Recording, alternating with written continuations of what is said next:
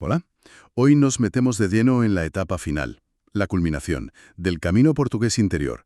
Vamos a hacer una exploración detallada de esos últimos kilómetros. ¿Cuántos eran? Casi 25.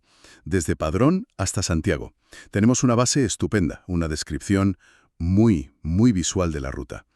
Y la idea es, pues eso, desgranar los puntos clave, la historia, las sensaciones también de esta etapa final. Sí, la verdad es que es una etapa con un peso muy especial. No es solo que ya estás ahí a las puertas de Santiago, es que se concentra muchísima historia, muchas leyendas y, claro, la emoción del peregrino que ya casi ha llegado.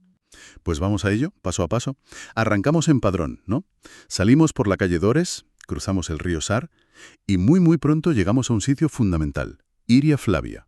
Iría Flavia. Ahí ya entramos en harina histórica, vamos. Hoy es una parroquia de Padrón, pero claro, su pasado es inmenso. Ciudad romana importante y luego fue sede episcopal hasta el siglo X. Casi nada.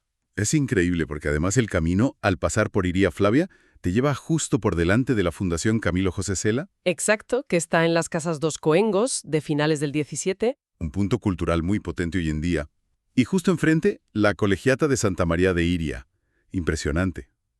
Testigo de ese pasado episcopal que mencionabas. Y no acaba ahí la cosa, porque pegadito a la colegiata está el cementerio de Adina. ¿Ah, sí? Ahí está enterrado Cela, ¿verdad? Sí, por eso es muy conocido, pero es que históricamente, es que conserva restos de una necrópolis sueva, de los siglos V y VI. Ostras. O sea, estamos hablando de un lugar que lleva usándose como cementerio más de 1500 años. Es como un libro de historia capa sobre capa. ¡Qué barbaridad! Tanta historia en tan poco sitio. Bueno, y desde ahí, el camino nos obliga a cruzar la carretera, la N550. Que suele tener bastante tráfico, sí. Exacto. Por eso, la información que tenemos apunta a una alternativa, un desvío a la derecha, bien señalizado, para evitar un poco el jaleo de coches. Algo que seguro que se agradece. Hombre, desde luego. Un poco de tranquilidad ahí viene bien. Y ya, dejando atrás Iria Flavia, el paisaje empieza a cambiar. Nos adentramos en un valle, ¿no?, que va salpicado de aldeas muy tradicionales. El recorrido nos lleva por sitios con nombres como Apousa, o Outeiro, o Rueiro, Cambelas, Anteportas. Se nota esa sensación de estar cruzando la Galicia más rural, ¿sabes? Una calma que, contrasta ya con la idea de que Santiago está cerca. Es parte de la magia de esta etapa, yo creo. Esa transición, ese cambio de ritmo justo antes de llegar a la ciudad. Y en medio de ese paisaje más rural aparece un hito religioso importante, el Santuario de Escravitude. Sí, del siglo XVI. Es un punto de referencia claro en esta parte. Marca un punto, ¿sí? Y además, justo después del santuario, el camino regala unas vistas. Se habla de panorámicas muy bonitas sobre los valles de Padrón, que dejas atrás, y ya mirando hacia las tierras de Amaya. Son de esos momentos para pararse, un respiro. Qué bien. Luego continuamos bajando hacia Anguera de Suso y pasamos por Ofaramello. Aquí se menciona una opción útil para el descanso. El albergue de Teo está por esa zona. Sí, es una opción. Y mira, cerca de ahí, aunque hay que desviarse un poquito, unos 500 metros más o menos, hay un par de cosas curiosas para quien tenga tiempo e interés. ¿Ah, sí? ¿Cómo qué? Pues, por ejemplo, un puente del siglo XVII sobre el río Tinto. Anda. Y algo con más leyenda, las ruinas del Castro Lupario. El Castro Lupario, asociado a la reina Lupa, ¿no? Exacto, un lugar fundamental en toda la tradición jacobea del traslado del cuerpo del apóstol. Acercarse a esas ruinas, aunque sea un pequeño desvío, es como conectar con el mito fundacional del camino. Tiene su aquel. Fascinante cómo se mezcla todo, la historia, la leyenda, el paisaje. Bueno, después de Ofaramello el terreno vuelve a picar hacia arriba.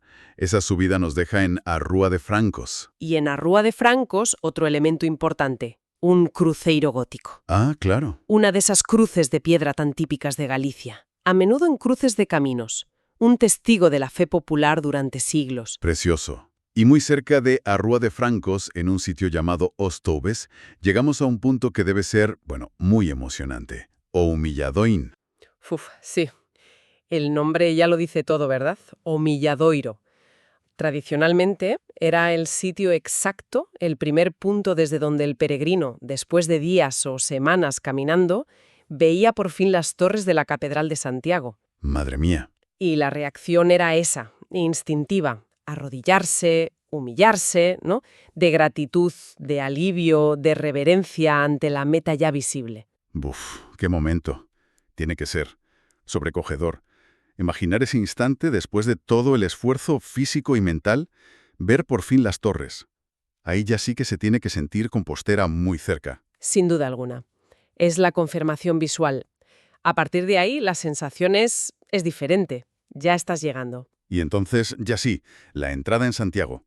El primer contacto con la ciudad es por la zona de Arrocha. Y fíjate, incluso ahí, en la periferia, encontramos más historia. Las ruinas del castillo de Arrocha Forte. Del siglo XV, sí. Un recuerdo del pasado defensivo de Santiago justo a las puertas. Otra capa más de historia. Es que no para. Cruzamos otra vez el río Sar, que nos viene acompañando desde Padrón por a Pontebella. Y aquí se nos presentan dos opciones para entrar al casco histórico.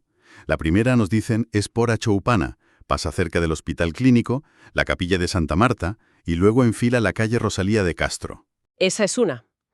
Y la segunda opción es desviarse por el barrio de Conso. Y esa ruta por Conso tiene algo especial. Pues sí, tiene su propio interés histórico y monumental. Destaca la iglesia de Santa María de Conso. Es un templo del siglo XVI, pero además dentro guarda una joya, un Cristo del gran escultor barroco Gregorio Fernández. Ah, importante. O sea que ambas rutas tienen su atractivo. Sí, cada una con sus puntos. Y lo interesante es que, aunque empiecen diferente, las dos, la de Rosalía de Castro y la de Conlló, acaban juntándose en la Plaza de Vigo. Vale. Y desde ahí ya el camino hacia la catedral es el mismo para todos los que vienen por estas variantes. Perfecto. Y desde la Plaza de Vigo, ahora sí que sí, nos sumergimos en el corazón de Santiago. La entrada al casco histórico por a Porta Faxeira. Un lugar súper emblemático, una de las puertas antiguas de la muralla. Y de ahí directos a una de las calles más famosas, la Rúa do Franco. Uf, la Rúa do Franco. Casi el final del camino para muchos, ¿no? El sitio para celebrarlo. Hombre, se dice que es quizá la más animada de la ciudad.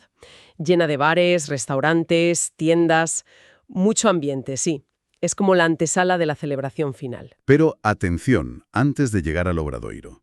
Hay un detalle específico para los peregrinos del Camino Portugués, ¿verdad? Correcto. Es un detalle bonito, de tradición, la entrada, digamos, ritual a la catedral para quien viene por el Camino Portugués no es por la fachada principal del Obradoiro. La costumbre es entrar por la fachada sur, accediendo por la Praza das Praterías. Ah, mira qué interesante. Bueno saberlo para completar la experiencia como manda la tradición de esta ruta. Exacto. Pues haciendo un resumen de esta etapa final. Es increíble cómo en apenas 25 kilómetros se condensa tantísimo. Salimos de la Iria Flavia histórica, cruzamos aldeas, vimos valles, pasamos por el santuario de esclavitud, la iglesia de Conjo, sentimos la emoción en Humilladoiro y finalmente la entrada en Santiago. Es muy intenso. Como un resumen del propio Camino Portugués interior, y diría que de la experiencia del peregrinaje en general. Tienes el esfuerzo físico, los desniveles, tienes la recompensa visual, las vistas, la catedral al final, y sobre todo una carga histórica y cultural que es apabullante. Hemos hablado de raíces suevas en Adina, de leyendas medievales en el Castro Lupario, del barroco de Gregorio Fernández, de literatura del siglo XX con Cela, todo en un día, justo antes de llegar. Y esa densidad histórica que comentas, esa mezcla de capas que hemos visto, ruinas con leyenda como el Castro Lupario o a Rochaforte, que son como fantasmas del pasado en el paisaje, junto a sitios que siguen vivos, llenos de cultura o fe, como la Colegiata, la Fundación Cela, el Santuario. Todo eso me lleva a pensar una última cosa. Dime. ¿Cómo crees que todo eso dialoga? O sea, esas historias visibles y las perdidas, ¿cómo influyen en la experiencia del peregrino de hoy que recorre este tramo? Con esa mezcla tan fuerte, ¿qué ecos crees que resuenan más? ¿Qué relatos se sienten más vivos en ese paisaje actual, justo cuando estás a punto de llegar a Santiago y abrazar al apóstol?